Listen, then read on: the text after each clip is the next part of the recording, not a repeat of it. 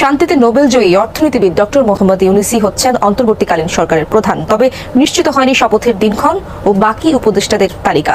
সংসদ ভেঙে দেওয়ার 90 দিনের মধ্যে নির্বাচনের নিয়মেও আসতে পারে পরিবর্তন। মঙ্গলবার রাতে বঙ্গভবনে রাষ্ট্রপতির সাথে বৈষম্য বিরোধী ছাত্র আন্দোলনের বৈঠকের পর গণমাধ্যমে জানিয়েছেন সমন্বয়করা। সরকারের স্থাপনা ভাঙচুর, পুলিশ ও গণমাধ্যমের উপর হামলা বন্ধেরও আহ্বান জানানো হয়। রাশেদ নিজামের রিপোর্টে বিস্তারিত। সিলন ফ্যামিলি ব্লেন্ডের কড়া লিকার আর সতেজ স্বাদের পারফেক্ট ব্লেন্ডে স্বপ্নেরা মিলুক টানা।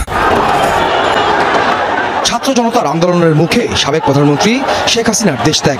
এরপর সরকারি স্থাপনায় হামলা, ভাঙচুর, আগুন এবং হত্যাকাণ্ডের ঘটনায় অস্থির সময় পার করছে দেশ।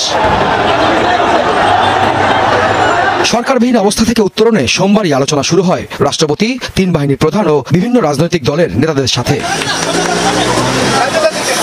আন্দোলনে নেতৃত্ব দেয়া বৈষম্য বিরোধী ছাত্র আন্দোলনের সমন্বয়কদের সাথে বৈঠকেই চোখ ছিল সবার। মঙ্গলবার সন্ধ্যা 6টার দিকে ঢাকা বিশ্ববিদ্যালয়ের 2 শিক্ষক